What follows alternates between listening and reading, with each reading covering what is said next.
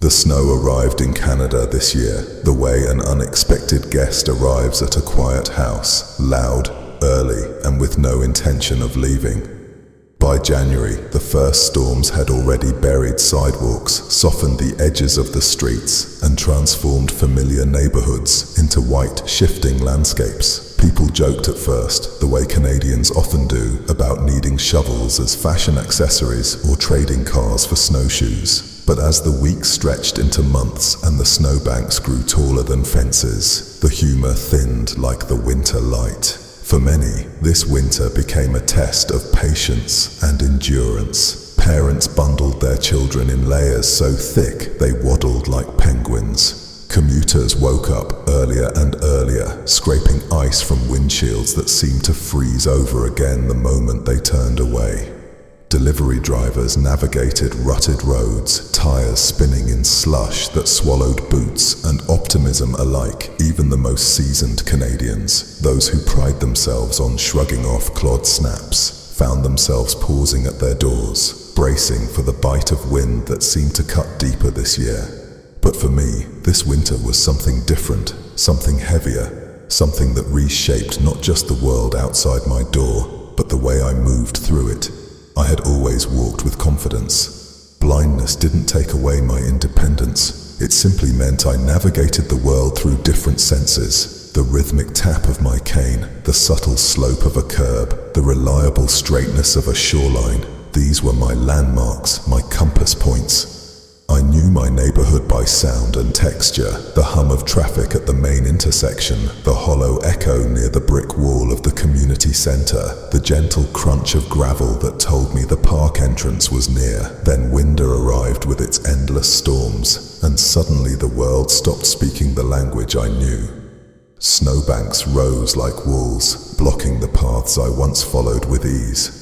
Sidewalks narrowed into uneven corridors carved by hurried shovels. The shoreline, the tactile boundary that guided my steps, vanished beneath drifts that shifted every day.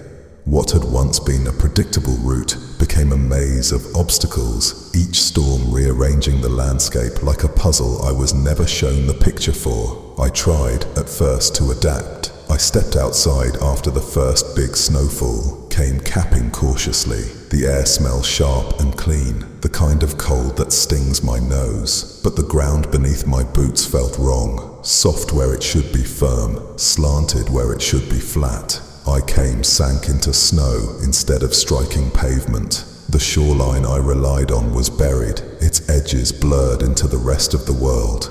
I took a few steps, then a few more, but each one felt like a guess, a risk. The independence I cherished suddenly felt fragile, like a thread stretched too thin, so I turned back. Inside, the house felt smaller than it used to, not because the walls had changed, but because my world had.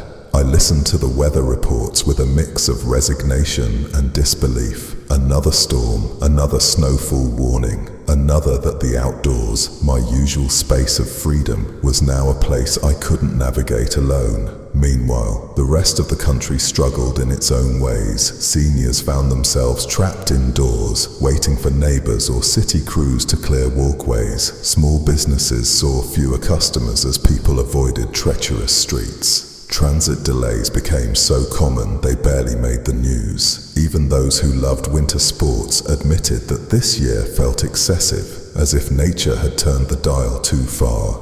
Yet despite the challenges, something else began to emerge, something quieter, but just as real. People started helping one another more. Neighbours who rarely spoke found themselves sharing shovels, clearing driveways together, or checking in on those who lived alone. Kids offered to walk dogs for older residents. Volunteers organised snow-clearing groups for people with mobility challenges. The storms, relentless as they were, reminded communities that resilience often grows strongest when shared.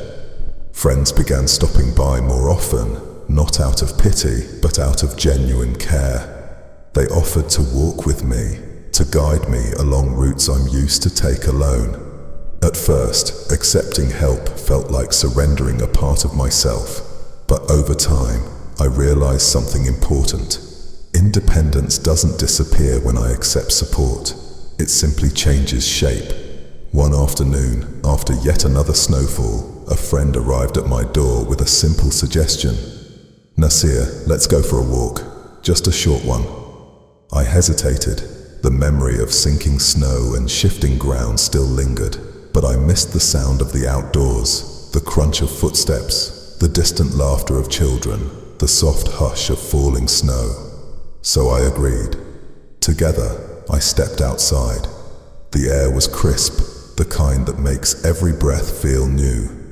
My friend walked beside me, offering an elbow when needed, but never pulling, never rushing. My white cane tapped along the uneven path, finding its rhythm again. The snowbanks were still high, the shoreline still buried, but I wasn't navigating them alone. As I walked, I realized something else. Winter had taken away some of my independence, yes, but it hadn't taken away my strength. It hadn't taken away my ability to adapt, to find new ways of moving through the world. It hadn't taken away my determination to reclaim the outdoors, even if it meant doing so differently. The walk wasn't long, but it was enough. Enough to remind me that winter, for all its challenges, was temporary.